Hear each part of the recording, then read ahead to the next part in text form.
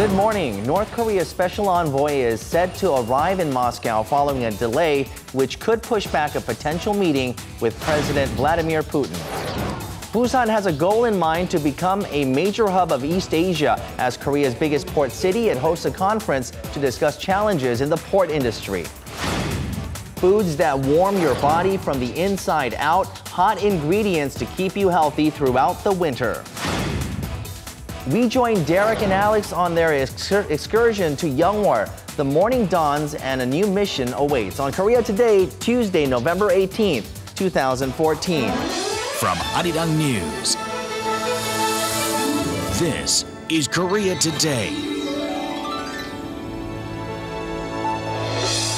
And a good Tuesday morning. Thank you for joining us on Korea Today. I'm Kim Myung alongside Kim Min-jung and Jin-ju. Good morning. Yesterday we brought you news that a Korean food company, Harim, paid about $2.4 million for a two-cornered hat that belonged to French Emperor Napoleon. Why don't we take a look at that hat again at auction in France?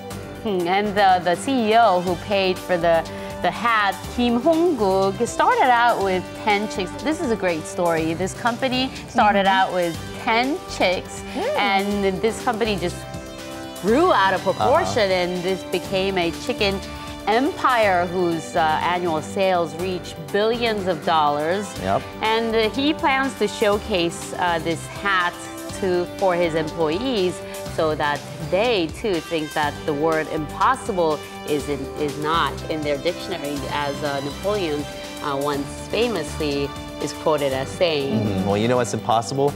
Me affording that hat. Well, anyway, hats off to him, right? Oh, that's a very good one, right? Yeah. I thought of this morning. Hats off to him. All right, so he's got that hat, and now we're going to jump to our top headline for this Tuesday morning. Now, North Korean leader Kim Jong-un's special envoy, Choi Ryong-hae, secretary of the Workers' Party of Korea, is expected to land in Moscow early Tuesday, arriving later than scheduled. Choi leads a delegation which includes vice ministers from Pyongyang's foreign and economic departments and deputy chief of the North's military.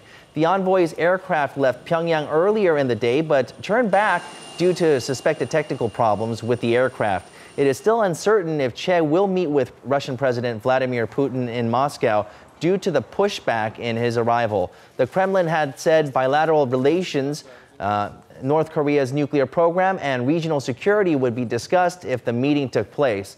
Experts say Pyongyang may be seeking summit talks with Moscow in a move to expand its diplomatic reach. Quarantine officials are on high alert for possible outbreaks of avian influenza as migratory birds start to flock to Korea. The Animal and Plant Quarantine Agency said Monday 3 migratory birds known as mullards that have been tagged with GPS devices have returned to Korea after spending their warmer months in parts of China and Mongolia. These areas had experienced a bird flu outbreak in September. This follows the confirmation on Monday of a new case of the avian flu in Kimje, Jeollabuk-do province. Quarantine officials say a duck farm has tested positive for H5N8, the highly pathogenic strain of avian influenza, and some 10,000 ducks on the farm have been culled.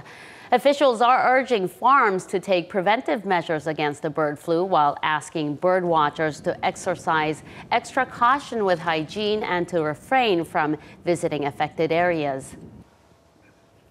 The newly launched exchange link between Shanghai and Hong Kong stock markets, which gives international investors greater access to China's domestic bourse, has attracted some $9.1 million from Korean investors. On the first day of trading, global investors poured money into Chinese stocks, filling the daily quota of $2.1 billion some 1 hour before the markets closed. That included Korean investors. Major securities firms in Korea reported over $9 million on the first day of the stock connect, with an increasing number of inquiries from private investors. The benchmark Kospi fell 1.51 points, ending slightly lower over concerns of the new stock exchange.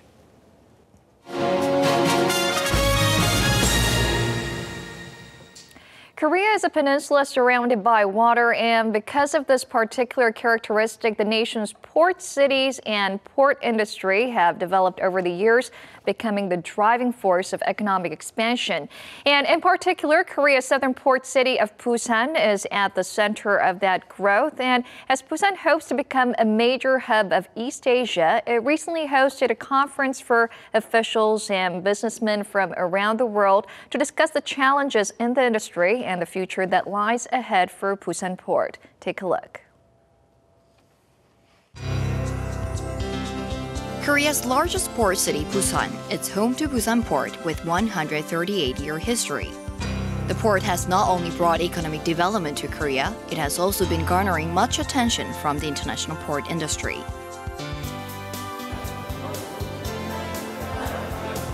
Last Friday, Busan Port Authority held the second Busan International Port Conference to further establish its position on the global stage and promote the Busan Port Authority brand. 오늘 제2회 부산 국제 항만 컨퍼런스를 개최하게 된 것은 이런 여러 가지 어려움들을 함께 논의하면서 새로운 돌파구를 맞이하고자 하는데 그 뜻이 있습니다. Along with the 18 prisoners from 11 countries in Europe, America, and Asia, roughly 500 officials from the local and international port industry participated. They analyzed the current status of the industry and the challenges Busan Port might face in the future. 세계 해운 항만 업계가 유례없는 장기 불황을 겪고 있습니다. 이러한 여건 속에서 항만이 미래라는 시적절한 주제를 가지고 개최되는 이번 컨퍼런스가 세계 해운 항만 산업은 물론 우리의 현주소를 다시 논의하고 점검하는 계기가 되기를 바랍니다.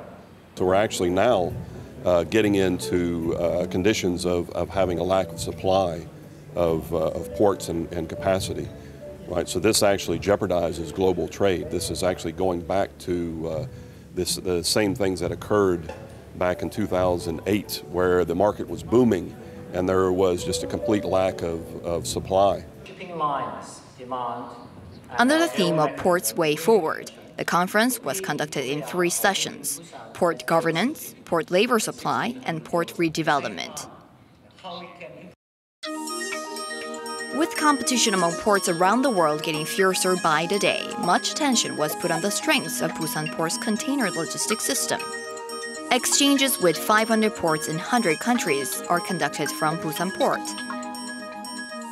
Among thousands of ports around the world, Busan Port has obtained a strong competitive edge, and this is thanks to its container logistics system. Busan Port system ranks 5th in the world, and it boasts high container traffic volume. Not only that, it has introduced the latest information technology system, allowing for speedy and efficient clearance, as well as quarantine inspection.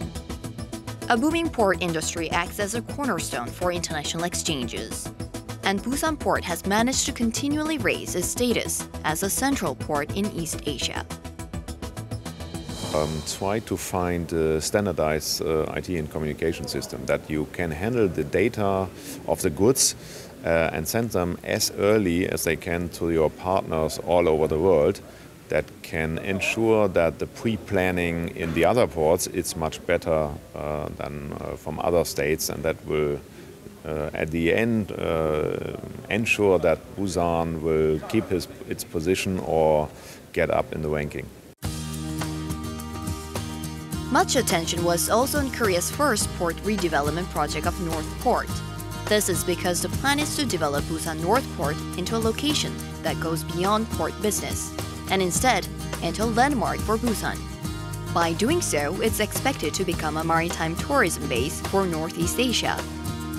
One is we have to make the cruise terminal better than before. So we are expanding cruise terminal to accommodate much bigger cruise ships. We are promoting together with the Busan local government to have a more beautiful programs for the cruise passengers to enjoy the Busan area together with the surrounding neighboring areas. 75% of Korea's cargo is handled at Busan Port, and it's also a gateway connecting Asia with the Americas and Europe. Currently, 30 of the world's leading shipping companies are part of Busan Port. It's not simply a venue for trade, but a platform for cultural exchanges. Korea can be a very interesting market for Polish products. We observe that quite a lot Korean companies are establishing their activity in Poland, which is a very big market in Europe, 38 million inhabitants, and we do hope that's only the beginning. The 2014 Busan International Port Conference has helped shed light on the present and future of the shipping and port industries. With this, the port city Busan will be better prepared in tackling challenges and changes to come.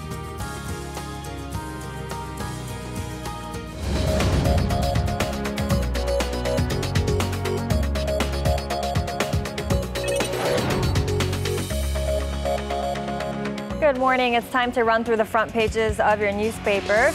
Now, several new and significant issues are being discussed in the papers today. Let's begin with a look at Joseon-ilbo regarding a change in regulations that will be implemented on making deposits and transactions on borrowed name bank accounts. And the headline says deposit of maximum $45,500 allowed under borrowed name bank accounts of children. And looking at these sub-headlines, the government is planning to enforce a revised law on the real name financial system starting on the 29th.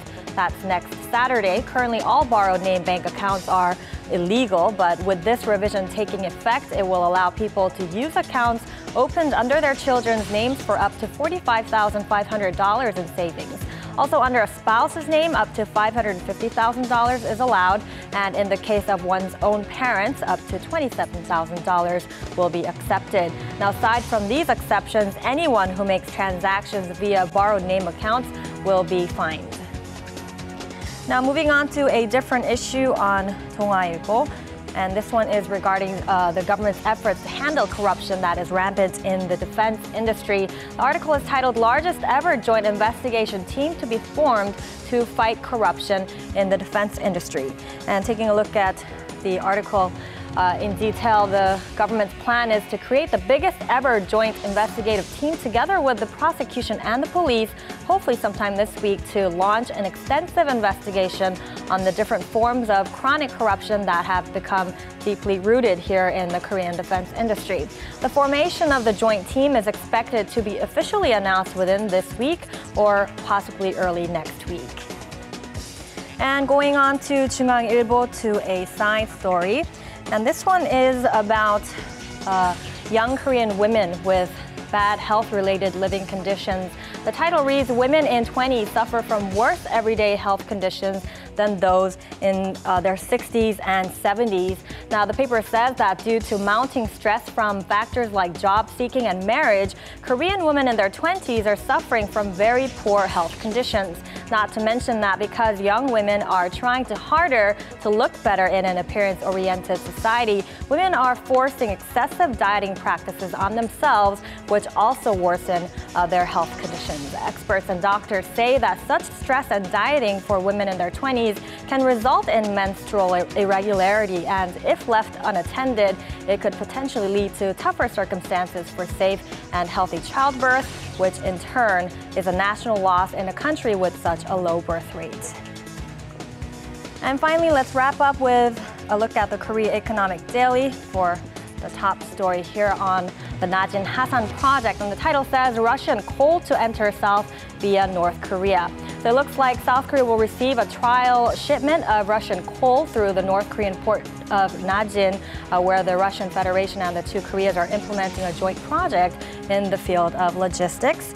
And looking at this sub-headline, it says 35,000 tons of coal will be brought in on the 23rd, this Sunday that is, from the seaport of Najin in North Korea to the South Korean port of Pohang. And if this business is successfully put in place, it will mark the first time that underground resources from Russia have been imported to the country through North Korea, offering a potential breakthrough in inter-Korean economic cooperation. And that was a look at our local headlines for this Tuesday. Now following are the stock numbers from Monday.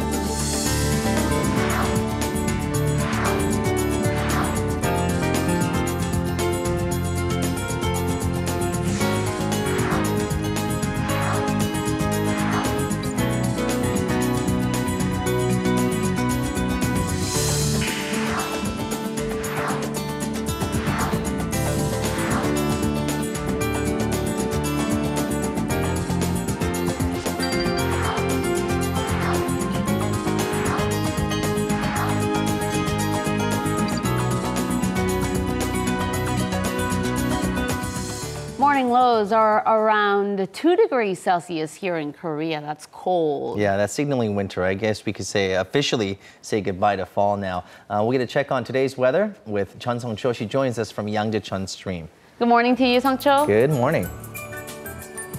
Good morning, guys. I'm reporting live from Yangjacheon Stream.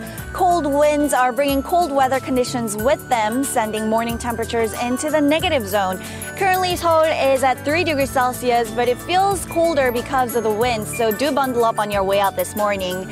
Mercury levels plunged well below freezing at -7 in Daegwallyeong of the mountainous Gangwon-do province. The frigid conditions this morning are due to a high-pressure system over the West Sea. The almost cloudless skies across the peninsula enabled thorough radiational cooling overnight, dragging the temperatures below the annual average. We also have some dry conditions showing up in some regions. Areas all along the east coast of the peninsula, as well as a couple of inland areas in Jeollanam-do and Gyeongsang-Nam북do provinces, have been issued with dry weather advisories, so do be careful not to spark up any accidental fires. And with that, let's take a closer look at today's temperature readings. Midday highs are looking chilly, hovering in the lower teens all around the nation, such as in Seoul, which will remain at 10 even in the afternoon. On the other hand, Busan and Jeju in the southern regions are showing slightly warmer conditions at 15 and 14 respectively. This is all for me with the weather forecast. Back to you, Minjang. Let's now get you caught up on some of the global headlines we're following this Tuesday morning with our Eunice Kim. Good morning to you, Eunice. Good morning, Minjang. The latest propaganda video released by the Islamic State group is being scrutinized by governments around the world, and some are focusing on the European faces among the group of jihadists. That's right. You know, some did have Asian features, but there are suspicions this morning that a Frenchman and 2 Britons could be among those knife-wielding extremists that presumably had slayed more than a dozen Syrian Air Force members and possibly the American humanitarian aid worker Peter Kassig as well. We are hearing from the French Interior Minister, who said that analysis by French intelligence agents show a strong possibility that a 22-year-old French citizen identified as Maxime Hauchard took place in what he called despicable crimes featured in that clip. There are also indications that 2 Britons were among the killers, including a medical student from Wales. The jihadist group have executed nearly 1,500 people in Syria alone over the past 5 months since it declared establishing a caliphate, according to the monitoring group, the Syrian Observatory for Human Rights, who added that more than 60% of those deaths were civilians. A surgeon who had been flown into the U.S. from Sierra Leone for Ebola treatment has passed away. Dr. Martin Salia was undergoing treatment at Omaha's University of Nebraska Medical Center, which included a blood plasma transfusion from an Ebola survivor, as well as the experimental drug ZMapp provided by the manufacturer. Hospital officials said that 44-year-old resident of Maryland and also citizen of Sierra Leone was already 13 days into the disease and in critical condition when he arrived on Saturday. He is the 10th Ebola patient to be treated and the second to succumb to the disease on American soil. And new figures out of Japan show that its economy slipped into a recession in the third quarter of this year, and this much to the surprise of many, even economists. Indeed, it was a big surprise since the Japanese economy was widely forecast to gain in its GDP by a margin of 2.1%, but instead it logged negative growth, contracting at an annualized 1.6% in the July to September period, putting it into a technical recession, following a more than 7% yearly drop back in the second quarter. Now, that latter dip was recorded right after Tokyo had hiked up its sales tax from 5% to 8% back in April, which is meant to help pull the country out of its massive national debt.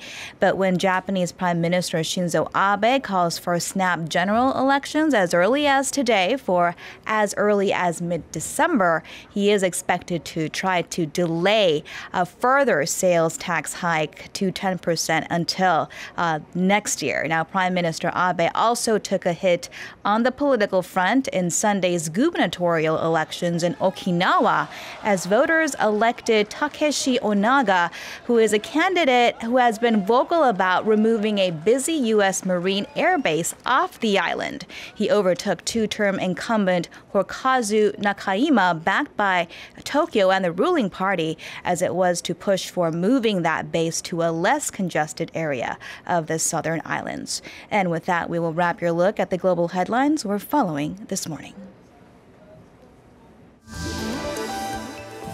And coming up later, with temperatures starting to drop more rapidly, we look into the growing interest in warming foods. From ginseng, ginger to jujubes, we look at a number of hot ingredients that can help you keep nice and warm throughout the winter.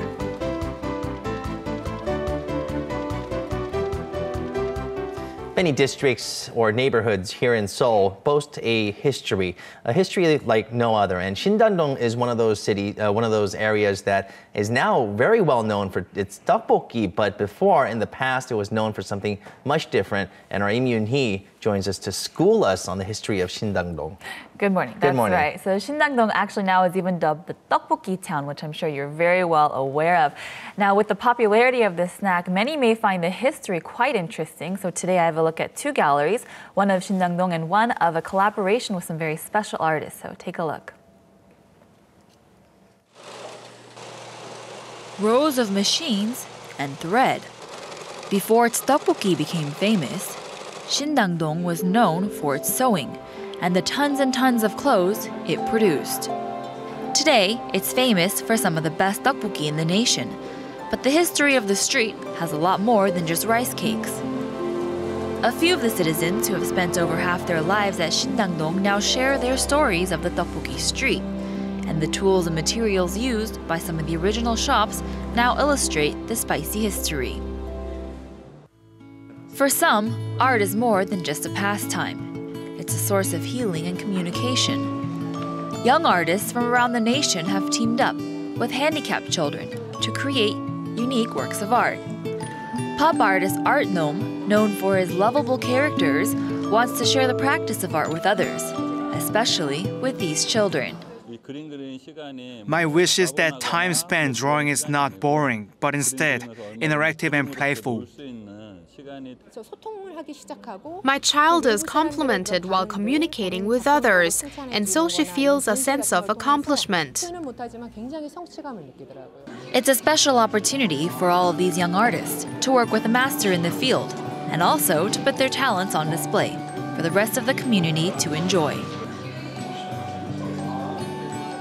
You know, I recognize the artist Art Gnome. He's known for his characters. Right. Some of them very creative, in fact. So he has some very popular characters, and he's really known for his unique creation. So he actually blends a traditional folk painting with his contemporary style. And so he'll take aspects of that. And, you know, he actually says he takes inspiration from the commoner paintings that people would hang on doors for special occasions or for holidays or as gifts. And so he says with those, happiness and hope are very common motifs.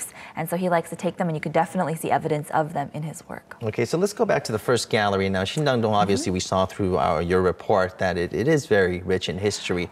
So what else is included in this gallery that you can see? Right, so Sindang-dong is actually known for or boasting the first tteokbokki, modern tteokbokki jeeps here in Korea. Exactly, as we call it, juksok tteokbokki. Exactly, right? So you can really get a sense of that pride there as well. But like Young said, they really do boast a rich history. In fact, some of the families have been there for generations. And so they actually share their stories, and you can see those stories at the gallery, and you can get a better personal sense of what really went on there through the time.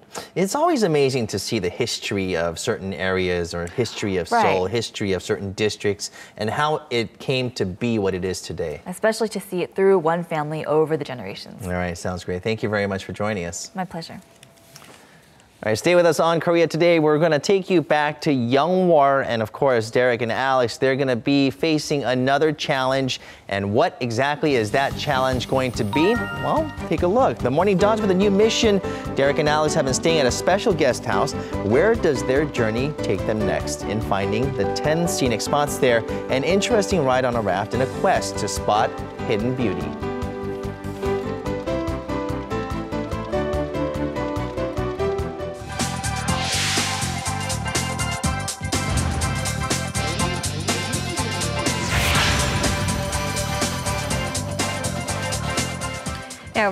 the Tayo buses, then the Larva subway trains. Now it's Puka. Now, this is one of my favorite characters when I was back in elementary school. And let's not forget Karu, the love of her life. They'll be hitting the streets of Seoul soon. We'll find out more with our Somi Sorang, who joins us in the studio. Good morning. Good morning, guys. That's right. So the creators behind Puka, they signed an agreement with the Seoul city government yesterday to create public service ads and signs for Seoul. So if we remember, this is 10-year-old Puka and a 12-year-old love interest Karu. He's blushing. He is.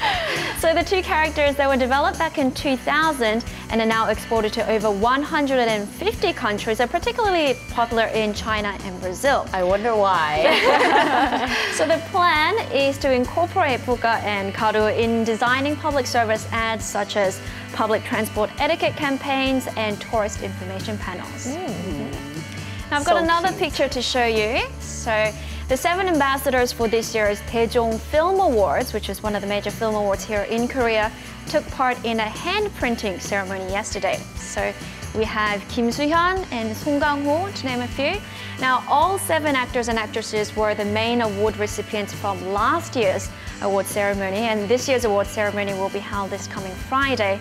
So I'll have more details on that for you next week. I'm sure a lot of Chinese tourists will place their hands on that Kim Soo-hyun hand print. Stroke his face. Now, let's see what else people are talking about. So managing dry air. Now, as we head into winter and more people start using heaters to stay warm inside, one of the problems that we have is the dry air inside. So let's have a look at what are the problems that it can cause and how to better manage it. So first of all, nose. The inner linings of our nose can easily dry up. And not only is this uncomfortable, but it also means that we're more prone to airborne infections, so humidifiers are very important. Next, our eyes can also become dry and gritty, which you might feel more if you wear contact lenses or if you've had laser surgeries. So to counter this, make a conscious effort to blink more and to use eye drops if you need to. And lastly, our skin also feels tight and itchy, so it's a good idea to switch up your moisturizers to a heavier formula and to drink lots of water so that you can hydrate from within. No wonder we're taking turns catching a cold in the office. Yeah. His nose is always itchy. Right. So we should actually all buy a humidifier for the office. Right. Yeah, let's invest in one. Yeah. Now wrapping up, applications are now being taken in for reserving spots for the free temple stays, which will start next month. So the first week of December is designated Seoul Temple Stay Week, and 9 temples in Seoul are offering free temple stays for a day or 2. Now during that time you can enjoy tea ceremony with a Buddhist monk, experience temple food, and make lotus flower lanterns. Reservations are open to everyone, so children, adults, Koreans, foreign nationals, everyone, but spaces are limited, so if you're interested, check out their website for more information. You wouldn't have to go far for the Seoul lights. Right. Exactly, and you can stay in the heart of Seoul and still get an experience. Thank you, Ms. Sorang. You're welcome.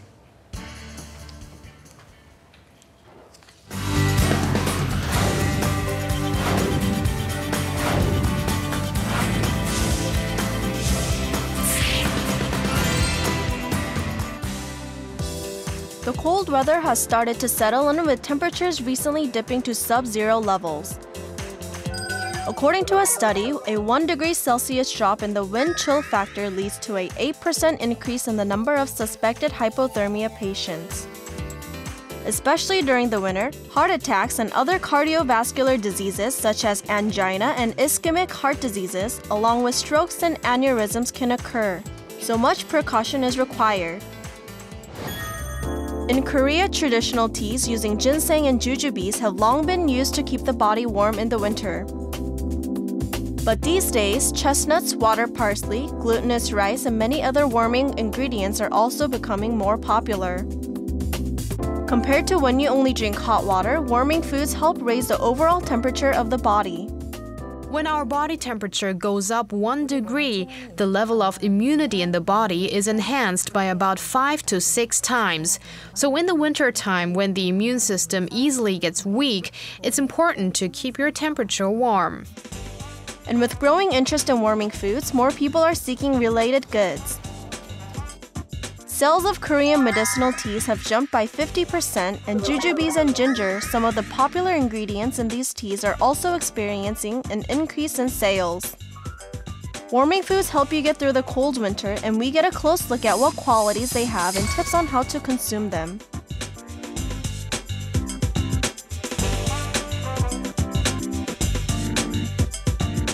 And to tell us more about these warming foods and how to keep healthy with them, joining us is Dr. Nam Dong-woo from Kyunghee University Korean Medicine Hospital. Good morning, doctor. Good morning. Okay, so we have the 3 teas over here. This is the, which one do you guys want? Jujube. This is the jujube. This is the ginseng. And this is the ginger. And I can't drink any one of these because I have a warm temperature problem anyways. As you know, I sweat in the studio and stuff. So. Right. Oh, this is... this must be the ginger tea. And this is a jujube tea. I can like feel my body warming up already just with a sip of this jujube tea. What kind of changes do we see when our body temperature goes up? Well, all 3 of these teas are considered to be warming food, and they will help stimulate the circulation of the blood, so it will warm up your body. And the normal range of the human body temperature is from 36.5 to 37 degrees. And if the body temperature drops, the body function will also slow down and the nervous system will get numb. So you might be more vulnerable to various infections or diseases. And there are also scientific studies reporting that if your body temperature drops by 1 degree, then your immunity decreases by 30%. And on the other hand, if the body temperature rises 1 degree, then your immune system gets 5 to 6 times stronger.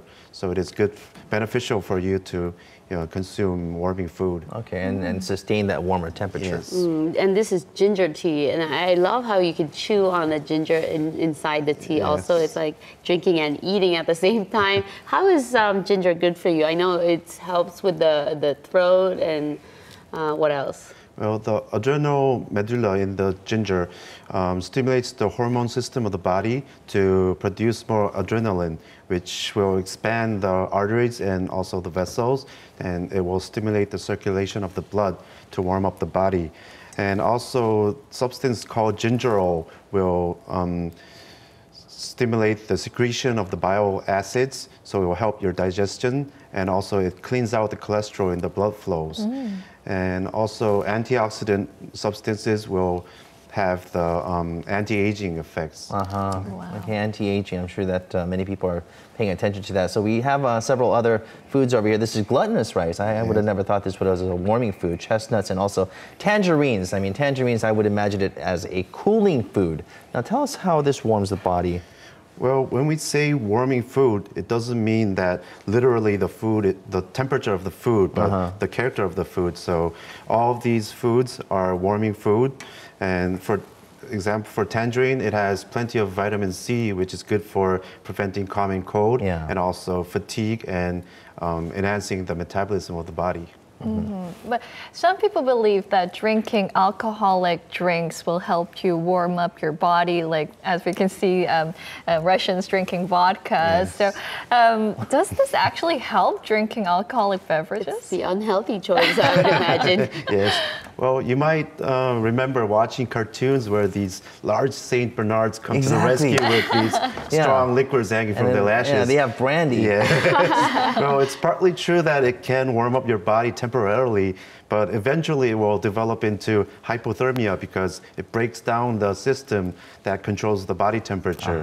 So this is why we hear news. Sometimes people die because they had their fan on for all night, or maybe they fell asleep outdoors after drinking too much. Okay, so this house, it's not just the fan alone or sleeping outdoors. It does have something to do with the alcohol, mostly. Like Young mentioned, he doesn't drink hot tea or hot drinks just because he has a, I guess, a hot body. Do certain body types have to avoid certain warm foods? And well, warming food is most beneficial for somin type of people who tend to have a lot of digestive problems or cold hands and cold feet, and they tend to be very white and skinny. That's you. I have problems with digestion. Yes. All these food are good for Somin to warm up their body. There you go. Thank you. For Taemin, we have a bit of excessive heat and we sweat a lot, so it's good for us to avoid food that is too hot or too cold. It's beneficial for us to eat just warm food. For example, milk, beef, and chestnuts are warm food. And maybe samgyetang is too hot for Taemin, but it's very beneficial to Somin. And for Soyangin, who are always in a hurry and have a bad temper, they have excessive heat, so it's good for them to eat cold food, such as pork. I think that sounds like me. A bad temper also. Have some pork later. And Jinju here, knock yourself out with that. Have as many as you want. All right, so how about what to look for? Well, what do we look out for when you're actually consuming these products? You did mention some of the things about, what foods, what types of people should stay away from it. So people that are eating it, what do they need to watch out for? Well, because we're talking about foods rather than herbal medicines, there are only few side effects, so it's generally safe to consume food. But if you're a sensitive person, let's say you have problems sleeping after drinking coffee, it's wise for you to avoid that kind of food. Some people, they complain that they developed headache or insomnia or maybe nose bleeding after they eat warming food, then it will be better for you to avoid that kind of food. Okay. And other than these warming foods, are there any tips that you can give us for us to maintain a healthy body temperature during the winter? Well, water is very essential in controlling your body temperature, so drinking plenty of water is very important. And also exercising your muscles will enhance the metabolism of the body and keep your body warm, so that will help. And also lower body bathing can stimulate the circulation and keep your body warm. Would it be better to drink warm water or hot water during the Warm winter? water will be okay. best. For me, cool water, right? You're too hot You and I. to be drinking hot stuff. Too hot. Ice water, please. All right, thank you, Dr. Nam. Thank you very much. Thank you.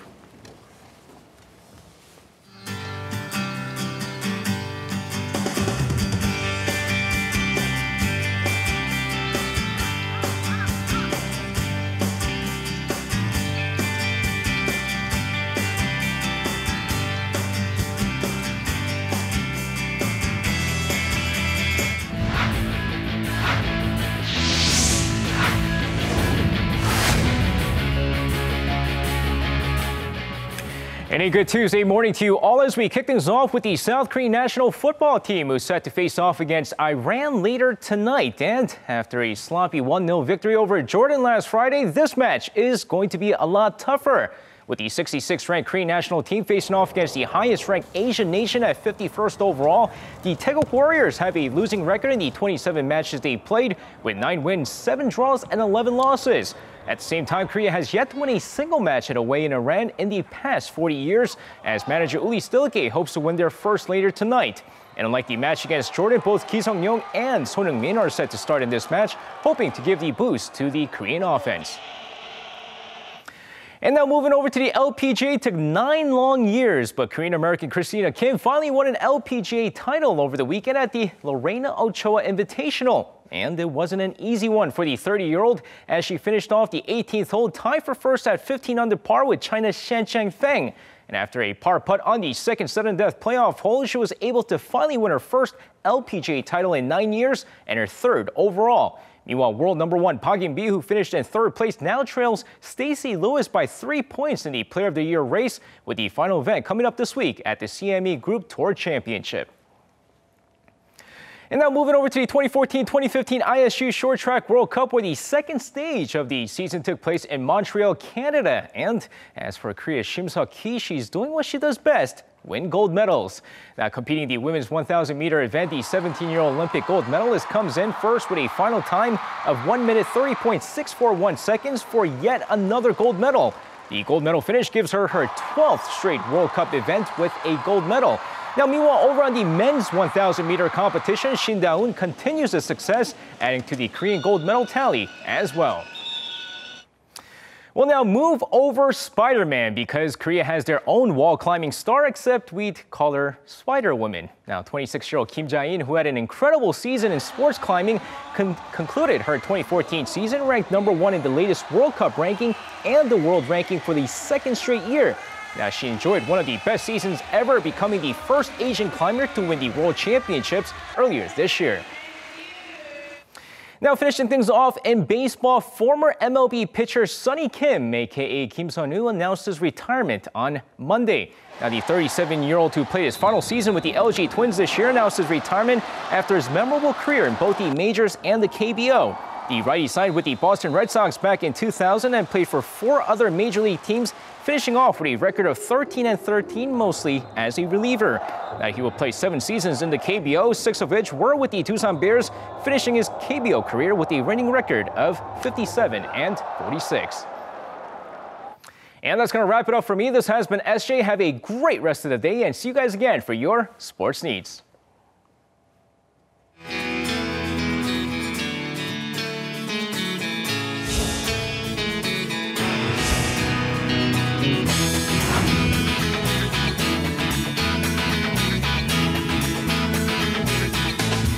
Last week, we went to Yeongwol in the Gangwon-do province, and we looked at an area, an old coal mine town, which actually closed down, and it's been refurbished and remodeled as a tourist attraction with homes, or actually guest houses with old trains. That's right. And I remember Alex being starstruck with the moon that he got to see up close at the Pyeolmaro Observatory. He was just amazed at the scene, right? Definitely. Derek Stelma this time joins us this morning. Thanks Good morning to you. Some chestnuts for you. Oh, thank you very much. You're a cold person. I don't know if that's a compliment or what. You're a cold person. You just walk in the studio, sit down, you're a cold person.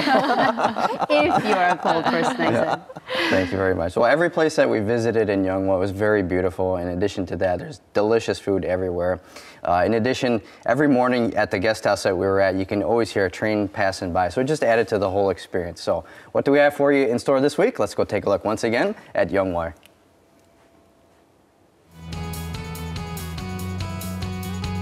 In Yeongwol, Gangwon-do province, we've been staying at a train car converted into a guest house. We've experienced everything from a competition in an old mine shaft to the taste of specialty dishes, and of course the beautiful night views of the skies. You had to click it. Okay. It doesn't get any closer than that. Only Neil Armstrong got closer than this, folks. Now that is really cool. That was really cool. And of course, as soon as we woke up at Seokgang Station, there was something special that was waiting for us.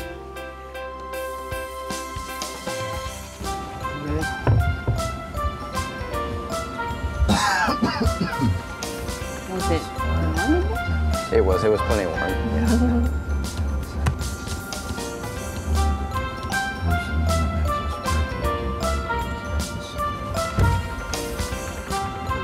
Check out some of the scenic spots, huh? 요선암, 선돌, 청룡포, 또 뭐가 있지? 별마로 awakening. No! The You brain said doesn't quite Yeosam process that well. rocks. There's Yeosam Pavilion. You have to say them together. I got it right. 5 out of 10. Pyeolmaro Observatory, Sondol, the Goshi Caves, the Korean Peninsula Terrain, and Popungsa. So after last night, Alex won the game yet again, and his prize was a vast array of snacks and a cup of noodles to choose from. The guest house at Seokgang Station comes with a small store and a place where you can eat if you're looking for something just simple.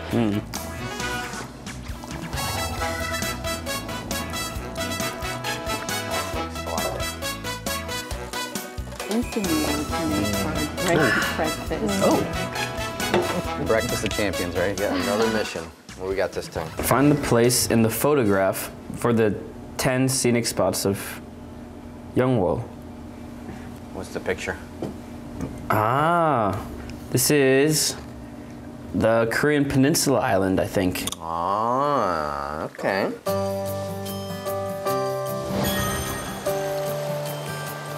The first place we got to is the Hanban-do-myeon, where you can see the Hanban-do Jihyung. There's a group of people enjoying the view from a raft.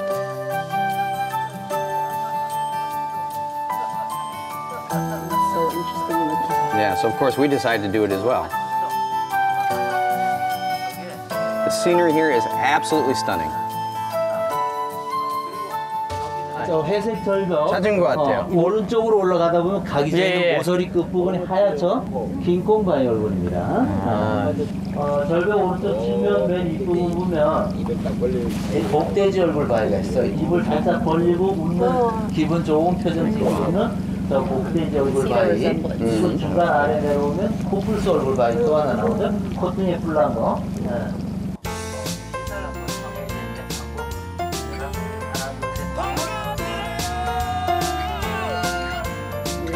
Yeah, so if you head this way, we'll be able to see the Hanbando Jihang. So of course, we decided to check it out.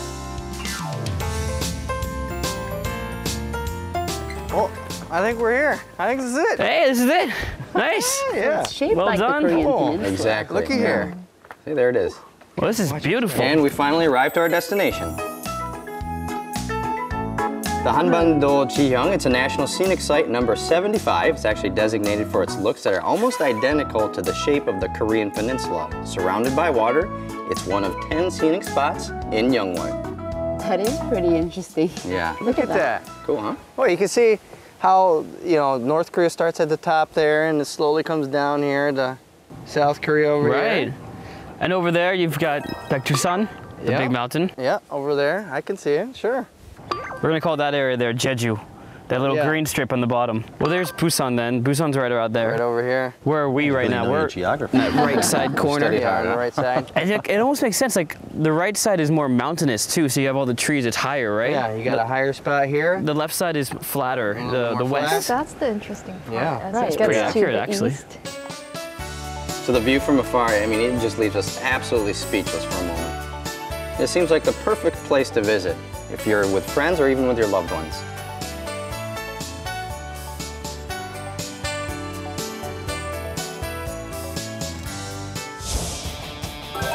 From a night train, at the guest house, the stunning view of the old coal town in the county of Yeongwol. Alex and I were able to make a lot of great memories before leaving Gangwon province. Comes down, and we went to South Korea. And there we are saying goodbye to everyone. What a great time it was. Pretty high up in the mountain. That was, yeah. too.